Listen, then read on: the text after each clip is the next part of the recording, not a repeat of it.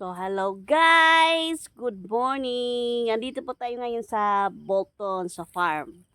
Kasama ko ngayon si Ariel. Kuya Ariel, ayan o. Uy, nakatalikod ka na naman. Kuya! Ay. Ito si Kuya Nilo. Ang aming Tarzan dito. Ayan o. Babes daw o, babes. Tarzan daw. Gumagawa po siya ng ano. Ay! Nagre-frowning siya. Ayan. Sa ating mga babies na saging. Ayan. Yan ang kanyang mga babies. Oh. Andun po naman si Joseph. Andun sa kabila si ano. Si Mark. Oh, si Mark Boy. Saka si Joseph Boy. Yung kita nyo pa yung magtataas ang ano doon. Yun ay mga sa kardabahan. So, puro kardaba po yan. Ito mga ano, saging niya na binangay.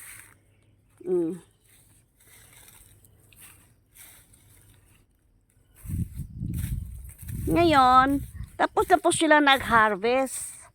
Mangyari, naghintay na po kami sa buyer. Kung magkano yung presyo sa kanilang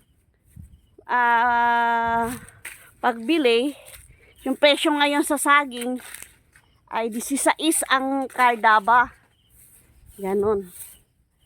Andito po yung ating saging,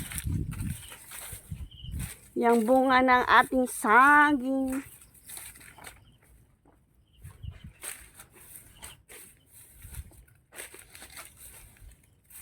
Ayan.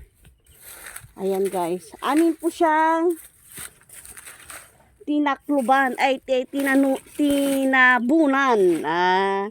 Tagalog talaga. Ayan po guys. Ayan. Tinabunan namin. Mangyari sobrang init. Kahit walang araw, masyado pa rin mainit. Ayan. Kaya aming takluban. Ayan. Meron yung mga klase, dalawang klase ng saging. Ayan guys. At least papaano, meron kami pambili ng abono. Bibili na naman kami ng isang sakong abang abono dito.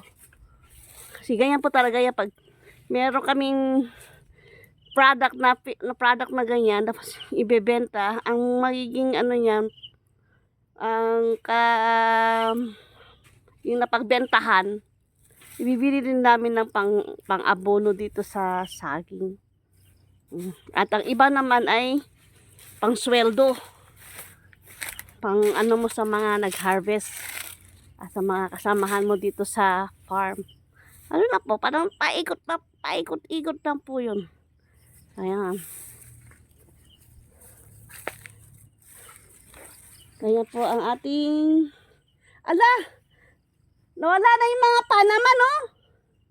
Abi, ano na yan, oh. How na kaayo din haba. Di rara, oh. Tanawa, oh. Na. May mga saha din yan. Ha, Tarzan? Yes. Yes daw, sabi ni Tarzan. Yes.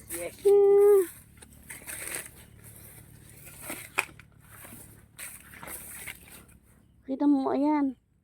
Oh, pero pag malayo, kala mo, ano na, pero meron din parang yung maliliit na, ano, na saging. Yung ano ng saging. Yung mga ganito po kalalaki, oh. Aray ko. Yung ganyan kalalaki. Meron din doon. Kaya baka kung makita mo parang maluwag, pero meron din yung maliliit siya na nakatanim.